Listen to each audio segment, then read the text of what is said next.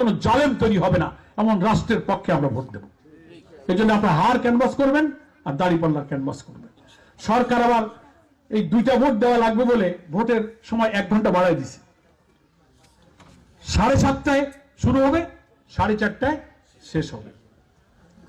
এখন মা বোনেরা আসে শুনতেছেন 7:30টায় যদি ভোট কেন্দ্রে যেতে হয় তাহলে 7টায় রওনা দিতে হবে না?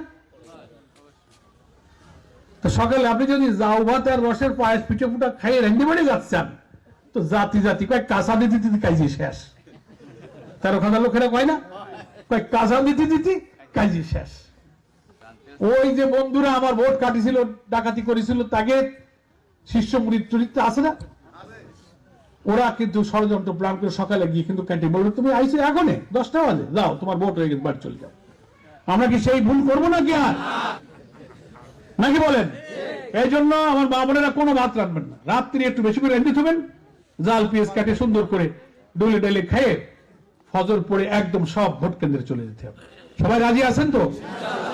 খুব সকালে 7টা বাজে মসজিদে বাড়ি আছে, টুপি খুলতি তো 7টা বাজে। কেউ যদি মনে না আছে কড়া শীত পড়তেছে এই কয়েকদিনের মধ্যে একটু লাইফের তেলে গাড় একটু গরম বানাই, গরম তো না গ্রামের ওম ওম একটু ওম লাগতেছে। সাথিয়ানি বাড্ডাগাতি ওম লাগে না? আমাকে সেরকম কিন্তু ওম লাগে।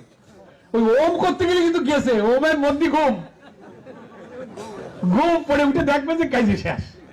এই জন্য আমার এই ভোট কেন্দ্রে যে কটা আছে কোন ভোটার, 6টা ভোট কেন্দ্রের কোন ভোটার নামাজ পড়ে ল্যাপের তলে যাবে না, আর সকালে হাড়ি জ্বলবে না। রাজি? মা বোনেরা একটু হাত তুলে আল্লাহরে দেখান, ভাত রানবো না, নাস্তা রানবো না। আপনারা হাত তোলেন